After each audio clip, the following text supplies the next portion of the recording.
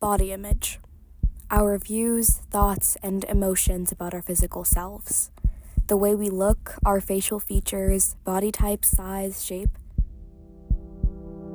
For many teenagers, it's not uncommon to have negative feelings towards the way they look. We live in an age of online perfection. Representations of people we see in the media have been smoothed, polished, and removed of imperfections, creating unrealistic standards teens may feel pressure to meet. Body types become that of fashion trends, cycling through them like styles of our favorite jeans and shoes. Hourglass figures, thigh gaps, perfect jawlines, abs, flat stomachs, acne-less faces. But if the way we look becomes a constantly changing definition, can we ever really look perfect? Body image isn't just about appearance, and what we learned is that it stems from mental health, self-worth, and how we move through the world. According to the National Institute of Health, nearly 50% of teenage girls and 30% of teenage boys are dissatisfied with their body. When the standards we chase aren't real, how does that affect the way we see ourselves? And more importantly, what happens when we start to challenge those perceptions? For many, these pressures start early, especially for girls. From social media to unrealistic beauty standards, it's everywhere. Here's what sophomore Natalie Chen had to say about her experience. In February of 2023, my definition of healthy was eating zero sugar, of restricting my food. That definition also included being as petite and slim as possible, when in reality I was always cold. I was losing a ton of hair, and I look back at videos of myself and I cannot believe that's what I put myself under. And I journaled every single day during this period. And sometimes I go back and look at it. And girl, I was counting how many blueberries I was eating. I cringe at my diary and I cringe at my journals, but I have to remember and realize that it's not my fault, right? Yes, this was very silly. I shouldn't have been doing this. One, I'm glad I healed from that, but two, that just shows you how toxic our world is. That a little 13-year-old girl, and I was only 13, and this only happened to me for 3-4 months to get really bad. A lot of the people I know who have gone through the same thing have been stuck with this for literally 5 years. All throughout social media, we have the idea of almond moms, right? That's just a term that we coin very regularly now. And just a little bit of context for our listeners. Almond mom refers to Gigi Hadid, her mom, Yolanda Hadid, who Gigi and Bella, the sisters, they're models, and they were on a TV show where their mom told them that they should only eat half of an almond for dinner. And so that leads to the question, what role do our parents play? I'm lucky enough to grow up in a family where my parents weren't as, uptight as Yolanda was, but obviously from an immigrant family comes immigrant ideals, and what my grandparents think over in Taiwan, about how, Asian girls should be, petite and skinny, that my parents still, even though it's not as prominent, it's still idealized within their mindsets. So I'd say family values absolutely play a role, because they kind of tell these children what their perspective should be and what they should grow up to be. And right now, sophomore year, my definition of healthy means taking care of myself, moving, not with the goal of looking a certain way, but moving to make me feel good, to,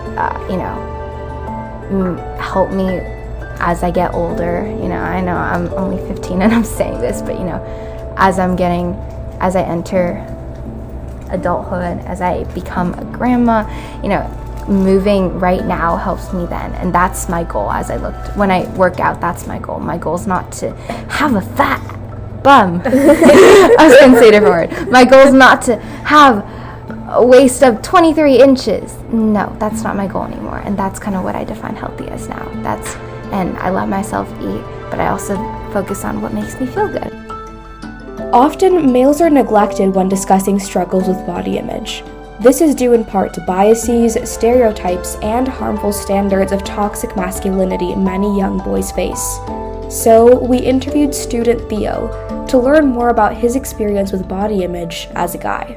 Yeah, I think body image and self-esteem they're very closely linked, and there are correlation aspects of it.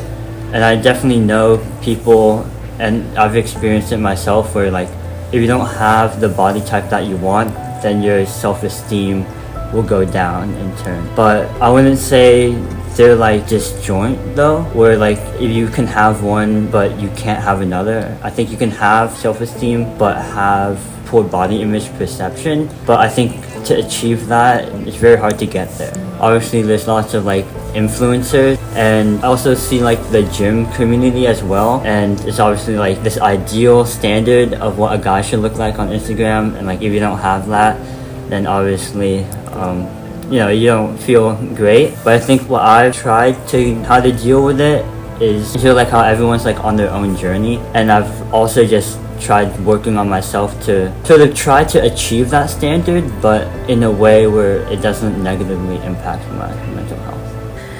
Do you think that there's enough support for teens struggling with body image or maybe even obesity, either from school, parents, or society? And what do you think could be done better?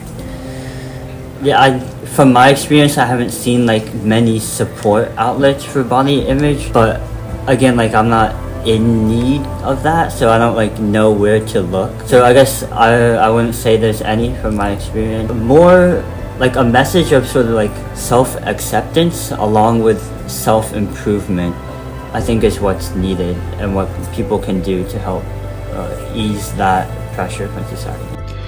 It's important to note that body image struggles aren't just a one-size-fits-all. But why do these pressures exist in the first place? And how does our brain shape the way we perceive our bodies? Here's what child, adolescent, and adult psychiatrist Dr. Lena has to say. Dr. Lena has a private practice and is a faculty member of the Stanford Hospital and Clinics.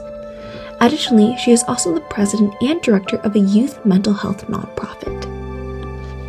Historically, body image has been a source of, self-esteem, particularly for teenagers, because that's a classic stage of development they are in, where they are trying to fit in, they're trying to kind of find their friend group, they are trying to kind of, find who they are, and so as much as this is one of the external asset, as I call it, like this is one part of you as a person. I mean, we understand that low self-esteem is the kind of the precursor of feeling depressed or anxious, right?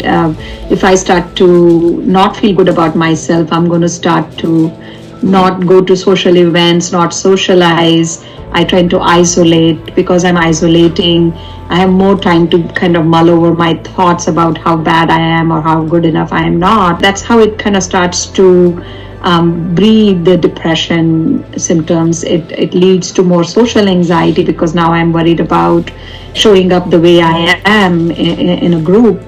So I start avoiding, and then it becomes a cycle. Like more you avoid, the more anxious you get about integrating again with your friends. It just, and then after a while, what happens is you're kind of starting to feel like you have no control over your own choices. Then you are feeling like, even though I want to go and socialize today, I can't, because I'm so burdened by my negative thinking or my negative self-talk, or just there has been a gap and a break that I'm now feeling like, oh, there's too much time gone in between that I can try to reintegrate. So a lot of the times, even if it's been a few weeks, you may not realize that spiraling into depression and anxiety, which leads to more mental health issues. Through this whole journey that we're going through with our bodies and our minds, at the end of the day, whoever you are, although it's extremely difficult, accepting who you are and the body you have is the strongest thing your body can ask for. It means waking up and realizing that you're not exactly going to look like that model in that sports magazine. You have the body that you have. Instead of looking in the mirror and trying to change your appearance, look at yourself holistically. What can I do to make me feel better? What can I do to have more energy? Or how can I incorporate more protein into my diet to feel my best? Because at the end of the day, you will not be remembered for what you look like or the number on the scale. Everyone you love and care about will remember you for who you are.